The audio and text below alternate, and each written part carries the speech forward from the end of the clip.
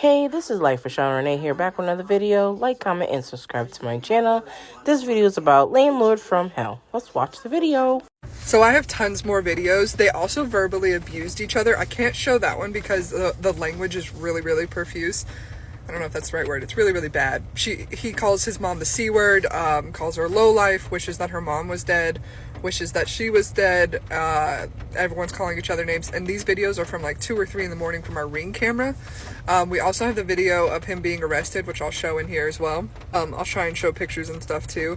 But he gets arrested like a few times. But the thing is, we have a whole video of the police have a conversation where he's obviously mentally unwell. So they either just take him to the grandparents' house, which is nearby, or they take him and let him cool off for a couple hours and then he's right back. He's never gone for long stretches. I was granted an order of protection, and the crazy story of that is my landlord's husband actually took me to the courthouse to get it. However, when they asked me to do this, they asked me to bring evidence that showed that they abused the children in the house by verbally being like abusive around each other, like it was a hostile environment basically. So the night before I saved a bunch of videos that showed how unsafe it was for children to be there. And then they took me to the domestic abuse courthouse. And I was like, what am I don't really know I don't know how any of this works. I'm terrified and I just want protection. And the the husband, doesn't really speak that great of English. And so he just tosses me to the wolves basically. And I fill out forms and they're like, well, this isn't your ex. And I was like, no, but we live in the same building. Does that count? And they're like, honestly, yeah, we'll take it. Cause obviously you need help. You look upset. So then, we go through the process. I do this alone.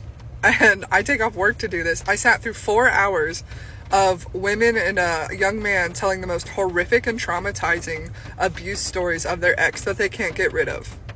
And when I tell you I was trembling, and that was one of the most traumatic experiences to hear like a 15-year-old talking about what her ex-boyfriend did to her and that he wouldn't leave the house. It was horrible. And then I approached the judge and I showed the one video. I had a bunch and I just showed her the one video of him breaking things in the back stairwell that's on here, screaming at each other. And she said, you're recording that from inside your apartment? And I said, yes. And she said, granted, order of protection, emergency order of protection is granted. Take it, get out of here, be safe. And the funny thing is, he violates it pretty quickly, obviously, and the cops at that point in time basically were like, that's crazy that you got this, you live in the same building. I was like, I know, but the point is not that he's like approaching me on the street, it's that he's being crazy. Anyway, I just want to say DCFS, which is the Chicago version of Child Protective Services, was called supposedly by the landlord. One lady came out, knocked on our door once, and none of us were home, and then she just left and then never came back. And I constantly wonder what those children are up to now, because there's no way that they're in a safe place. He violates the order of protection immediately. I'll show that video by throwing rocks in my window when I'm home alone one day.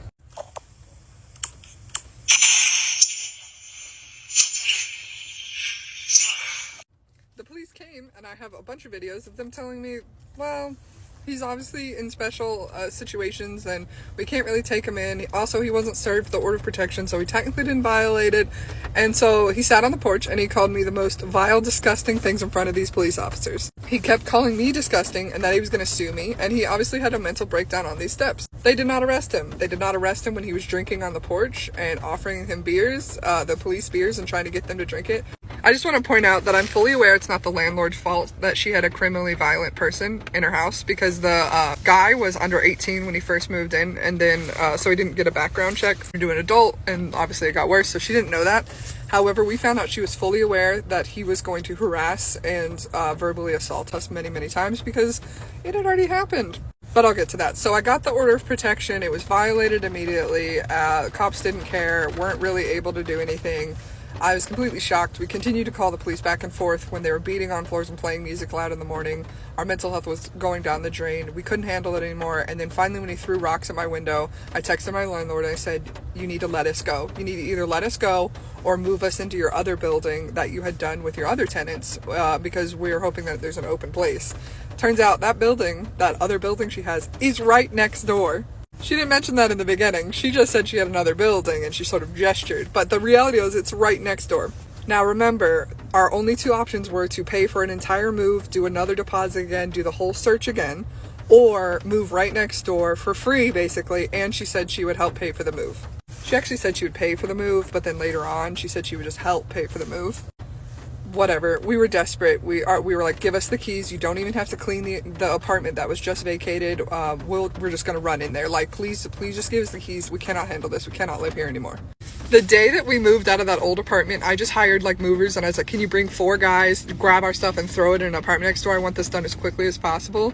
The day that happened, she left me a voicemail literally saying, ha ha ha, look, they're moving. You were too eager to move. Look, they've got a moving truck. They're leaving. She thought the moving truck that we hired was those crazy neighbors moving. No, it was our moving truck. And she left a voicemail being like, haha, I told you, you should have waited. What the? So we move over, we get about a week of peace, and then he violates the order of protection again in our new address. And he does this by threatening to pew my fiance when he was playing loud music outside of his window, which still affected us because we're right next door. So my fiance recorded him playing loud music. The guy saw him, Junior, saw him recording, and then threatened to kill him, called him the hard N-word. I literally cannot show this video. I have it all, but I can't show this video. It's... They call us horrible names, threaten to kill him. We call the police, show him the video. And they're like, oh, well, that is a pretty clear violation, but you have to go file the paperwork. What? They don't arrest him. We say, fine, whatever. Give us the case number. We get the case number from the phone call, take off work the next day to file the paperwork. During this time, that's her name, has said she started the eviction process, but due to COVID, it takes up to 6 months to have the eviction bid. So we moved in March, and she started the process in April, and we couldn't make it. So we got May 1st, we couldn't do this anymore. That's when we moved to the other apartment. But the eviction process had actually officially been started, whereas legally before, she just sort of had them promise that they would move out, but they're not. They're absolutely crazy. So now that process was actually going, I was trying to constantly get updates for her. She would not give me updates. I would beg for them. I was like, are they leaving yet? We've had another harassment problem. They sprayed mustard on our back door. They would like throw stuff on our side of the fence in the backyard. It was just like insane. Oh, also in the new building, we got to meet our upstairs neighbors, which was the couple that she said left because they wanted to brew beer. No. Turns out they left for the same exact reasons. They too were getting harassed and verbally assaulted by those neighbors. So she had literally had this happen, moved these people over, put us in that apartment. She waited about 5 months before she moved us in, which if she had started the eviction process when they scared out the first couple, if she had started it then, they would have been evicted by the time we moved in. No problem. There would have been 0 problems. But because she didn't start the actual process until we complained and we said we cannot survive this, then they were there for an extra 6 months. We trauma bonded with that upstairs couples. We're still friends now, and we have their statements of what they went through. Then we find out that we got a letter in the mail saying they reject our claim of violation of the order of protection. They rejected it and said there wasn't enough evidence. Thanks, Chicago! Oh, also, here's some 1-star reviews of her restaurant. That's the little fun fact I forgot to tell you guys. She owns 4 buildings on one corner. 2 of them are apartments. One of them is an old abandoned, well, not abandoned. It used to be a bar. She doesn't use it. The other one is a restaurant. Well, the restaurant has high ratings. 99% of their 1-star reviews are about her being a horrible person. I'll show you those. There's this one. Just pause to read because I'm going to show you a bunch. This one. She hates everyone except people that look like her, of course, and doesn't like to give you your money, which, I mean, it's literally horrible. Here's more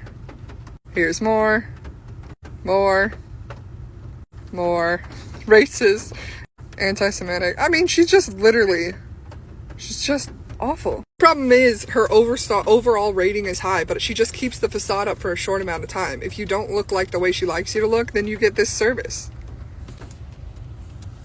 Alright, go to part 2. That's crazy. We moved, and then you still had to sit there and deal with them anyway.